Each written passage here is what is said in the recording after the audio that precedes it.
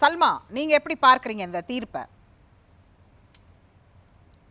இது மிகவும் வரவேற்கப்பட வேண்டிய ஒரு தீர்ப்பு என்று நான் நினைக்கிறேன். காரணம் ஒரு குற்றவாளிகள் மிக பிளான் போட்டு ஒரு குற்றத்தை செஞ்சாங்க. அது பல நாட்களாக பல மாதங்களாக நடந்து பல பெண்கள், 100க்கும் அதிகமான பெண்கள் அதுல பாதிக்கப்பட்டார்கள்.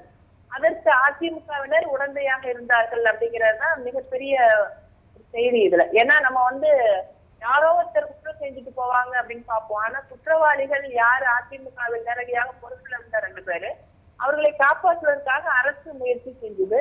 இப்போ உடனடியாக நம்ம எவ்வளவோ போராட்டங்கள் நடத்தி அந்த குற்றவாளிகளை கைது செய்ய வைத்தது. திமுகவுடைய போராட்டங்களும், திமுக மகளிர் அணி கனிமொழி தலைமையில இப்ப பொள்ளாச்சியில மிகப்பெரிய போராட்டம் நடந்துச்சு. அப்புறம் நிறைய மாணவ மாணவிகள், மகளிர் அமைப்புகள் தன்னெழுச்சியாக போராட்டத்தை நடத்தி கைகோர்த்தார்கள்.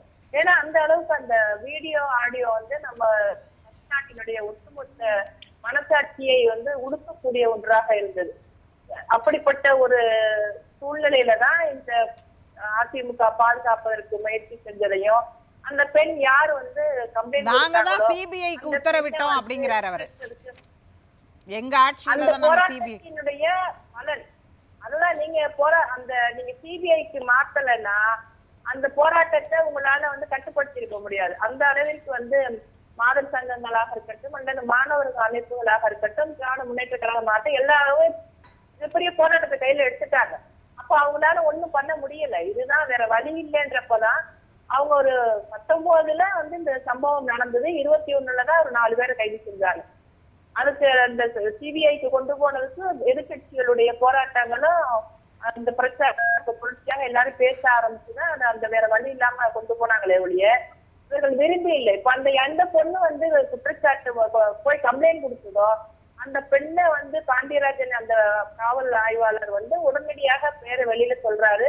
அந்த பேரை வெளியில சொல்லி அந்த பெண்ணை பார் நாகராஜன் என்ற ஒரு ஆண் அதிமுக ஆள் போய் அந்த குடும்பத்தை மிரட்டிட்டு வர்றாரு. அதை அவரை குண்டர் சட்டத்துல கைது செய்யணும்னு சொல்லி போராட்டம் நடத்துறாங்க.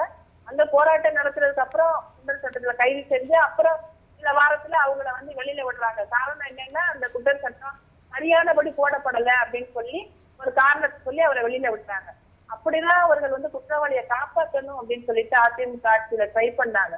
இன்னைக்கு அந்த எங்களுடைய ஆட்சி வந்ததுக்கு அப்புறம் அந்த சாட்சிகளும் மிக கவனமாக அவங்க பாதுகாப்புடன் அவர்களுக்கு அந்த விசாரணை நடத்தப்பட்டு அவங்க எல்லாரும் பிறல் சாட்சியாக யாருமே மாறல.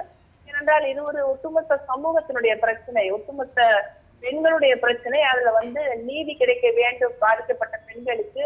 அது யாரும் இடையூறு செஞ்சு அவங்களை காப்பாற்றி விடக்கூடாது. அந்த நேரடியாக அதிமுகவில் சம்பந்தப்பட்ட அருணானந்தமும் நாகராஜனும் இன்னொருத்தர் 3 பேர் வந்திருக்காங்க உள்ள. அவங்களும் இன்னைக்கு உள்ள கைது செய்யப்பட்டிருக்காங்க. கைது செய்யப்பட்டவங்க இன்னைக்கு குற்றவாளிகள் என்று தீர்ப்பு வழங்கப்பட்டிருக்கிறது. அப்போ ஒரு குற்றம் நடக்கலாம், எங்க வேணாலும் நடக்கதான் செய்யுது. ஆனா இது ஒரு பிளான் பண்ணப்பட்டு ஒரு குற்றம் நடந்திருக்கு. அந்த குற்றவாளிகளை ஆளுங்கட்சியாக இருந்தவர்கள் காப்பாற்ற பார்த்தார்கள். அதனுடைய விஷயத்தை தான் இன்னைக்கு பேச வேண்டியிருக்கு. எந்த அளவுக்கு இந்தியாவுடைய மனசாட்சியை உழுக்கக்கூடிய ஒரு விஷயமா அது இருந்ததுங்கிறத நம்ம எல்லாரும் பார்த்தோம். நீங்க இவர் பல காரணங்கள் இப்ப சொல்லிட்டு இருந்தார். எங்களாலதான் இன்னைக்கு எடப்பாடியார் இன்னைக்கு சொல்லிட்டாரு, எங்களாலதான் ஒரு போராட்டத்தை இது சிபிஐக்கு மாற்றப்பட்டிருக்குமா, இவங்களே சிபிசிஐடியை வச்சு அந்த பிரச்சனையை முடிச்சு அவங்களை எல்லாம் விடுதலை செஞ்சிருப்பாங்க. அதற்காக தான் அவங்க முயற்சியும் செய்தார்கள். ஆனா இந்த போராட்டத்தின் துணையோட தான் அது வெளியில அந்த சிபிஐக்கு போச்சு. 5 ஆண்டுகள் விசாரணை, நீங்க சொன்னது மாதிரி பிறல் சாட்சி இல்ல, இப்படியான விஷயங்கள் இதுல இருந்தாலும் மிக முக்கியமான ஒரு கேள்வி, இதை தாண்டி இப்படியான வழக்குகள் திரும்ப திரும்ப அரசியல் படுத்தப்படுறது அப்படின்றது இருக்குல்ல, அது இந்த ஆட்சியில நடைபெறுது அந்த ஆட்சியில நடைபெறுது அப்படின்னு 2. இப்ப அவர் உங்களை குறை சொன்னார், நீங்க அவரை குறை சொல்றீங்க.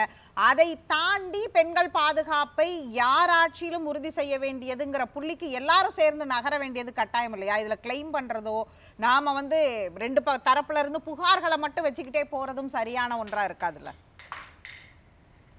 நிச்சயமா நீங்க சொல்றதுல நான் உடன்படுறேன். ஆனா அவர் எங்களுடைய ஆட்சியை எதன் அடிப்படையில குற்றம் சொல்றாரு அப்படின்னு எனக்கு தெரியல. ஏன்னா இது ஒரு குற்றம் நடக்கும் பொழுது அதற்கு உடனடியாக நடவடிக்கை எடுக்கப்படுகிறதா அப்படிங்கிறதுதான் மிக முக்கியமான ஒரு கேள்வி. இந்த குற்றவாளிகள் எப்படி வந்து தள்ளி போடப்பட்டது, அவங்கள அரெஸ்ட் பண்ணாம அப்புறம் 2 வருஷம் கழிச்சு அவங்க 3-4 பேர் கைது செய்யப்படுறாங்க. அதற்கு வந்து இவ்வளவு போராட்டங்களும் மற்றும் எதிர்த்து கூட கொடுக்க வேண்டி இருக்குது அப்படிங்கிறதான் நம்ம பாக்குறோம். ஆனா திமுக ஆட்சியில எங்கேயாவது ஒரு குற்றம் நடந்து அதை வந்து இல்ல அவங்க மேல நடவடிக்கை எடுக்கக்கூடாது, அவங்களுக்கு இதுல சம்பந்தமே இல்லை அப்படின்னு சொல்லிட்டு நாங்க எதுவும் சொன்னோமா? அப்படி ஒண்ணுமே நடக்கல. ஏன்னா நீங்க வந்து இந்த அண்ணாமலை பல்கலைக்கழகத்து பிரச்சனையே நம்ம பார்க்கலாம். அந்த பெண் கம்ப்ளைண்ட் கொடுத்த 5 மணி நேரத்துக்குள்ள அந்த ஆள் 12 மணி நேரத்துக்குள்ள அவர் மேல குற்றப்பத்திரிகை தாக்கல் செய்யாச்சு, அவரை வந்து கைது செஞ்சாச்சு, அவர் இன்னைக்கு குண்டாசு போடப்பட்டிருக்கு, அவர் இன்னைக்கு ஜெயில இருக்காரு. எல்லாம் உடனடியாக நடந்தது. உயர்நீதிமன்றமே தமிழ்நாட்டுல சென்னையில உயர்நீதிமன்றம் பாராட்டி சிபிஐக்கு இந்த கேஸை நான் மாத்தணும்னு சொல்லி பலரும் கோரிக்கை வைத்த பொழுது உயர்நீதிமன்றம் என்ன சொல்லுச்சு அப்படின்னா, இது சரியான முறையில் நடந்து கொண்டிருக்கிறது, இதை வந்து நீங்க யாரும் அதை வந்து மாற்றணும் அப்படிங்கிற அவசியம் இல்லை, நீதிமன்றமே வந்து சர்டிபிகேட் கொடுத்துருக்கு. அப்போ நம்ம குற்றங்கள் நடக்கும் பொழுது அதை வந்து நம்ம ஒன்று சேர்ந்து அதை தடுப்பு தமிழ்நாட்டுல குற்றவாளிகளை பாதுகாக்க கூடாதுங்கிறதா பிரச்சனையே.